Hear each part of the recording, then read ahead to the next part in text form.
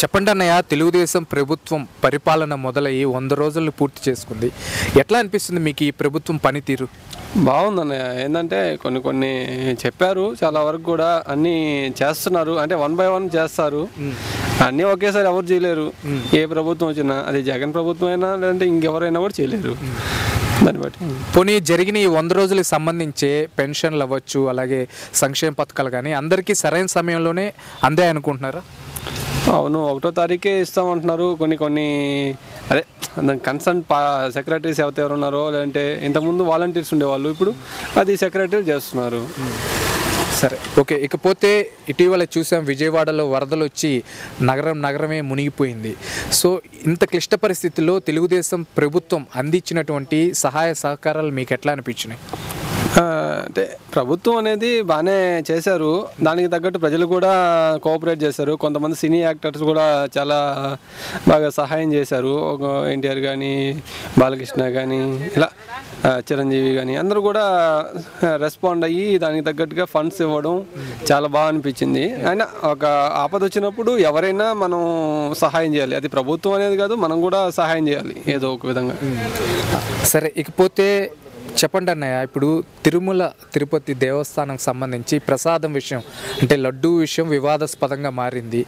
జంతు మాంసాన్ని అలాగే ఫిష్ ఆయిల్ని వాడి వాళ్ళు నూనెని నెయ్యిని తయారు చేసి లడ్డును తయారు చేసి అవి భక్తులకి పంచారని చెప్పి ఇట్లా అలిగేషన్ నడుస్తుంది. అలాగే దాన్ని నారా లోకేష్ గారు అవ్వచ్చు, అలాగే చంద్రబాబు నాయుడు గారు ఎంతో సీరియస్గా కన్సిడర్ చేసి అందులో ఎంతవరకు సత్యం ఉందని చెప్పి ఒక అన్వేషణని మొదలుపెట్టారు.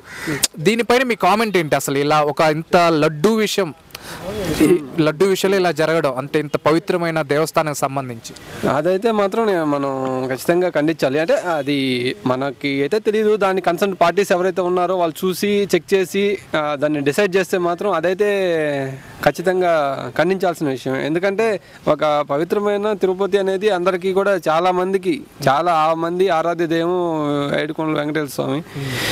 దాన్ని మీ దగ్గర ఈ విధంగా చేయడం అనేది చాలా ఖండించదగ్గ విషయం అన్నమాట. అయితే చెప్పండి అన్న, ఇంకా త్వరలో అక్టోబర్ 1వ తేదీన కొత్త మద్యం పాలసీని తీసుకొస్తున్నామని చెప్పి ప్రభుత్వం చెప్తుంది.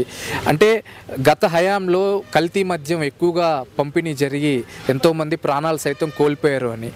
ఇది మీకు ఎట్లా అనిపిస్తుంది? అంటే బ్రాండ్స్ మారుతున్నాయని, తక్కువ ధరకే మద్యం అందజేయడం జరుగుతుందని చెప్తున్నారు. దాని పట్ల మీ కామెంట్ ఏంటి? ఇప్పటి వరకు ఇంకా రాలేదు కాబట్టి అది వచ్చిన తర్వాత మనకు దాని ప్రభావం అనేది తెలుస్తుంది. కొత్త మద్యం పాలసీ అనేది వస్తుందని చెప్తున్నారు కానీ ఇంకా రాలేదు. ప్రీవియస్గా అయితే మాత్రం అది శానిటైజర్ని మందులాగా వాడి దాన్ని చేశారు.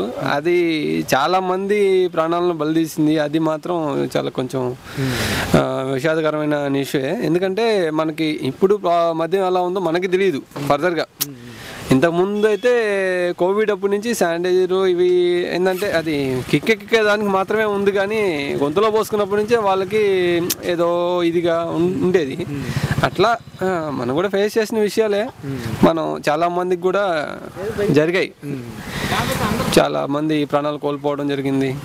ఇది అయితే కేవలం 120 రూపాయలకే మందు దొరకడం అనేది ఒక మంచి పరిణామంగానే అనుకోవచ్చు. అంటే క్వాలిటీ మందు 120 రూపాయలకే క్వాలిటీ మందా ఇస్తే అంటున్నారు కదా.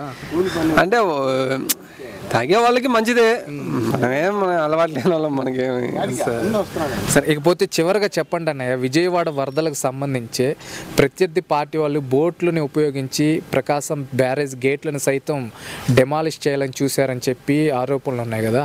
అది రాజకీయం అనుకోవాలా, లేకపోతే అందులో నిజం ఉంటుందని మీరు అనుకుంటున్నారు?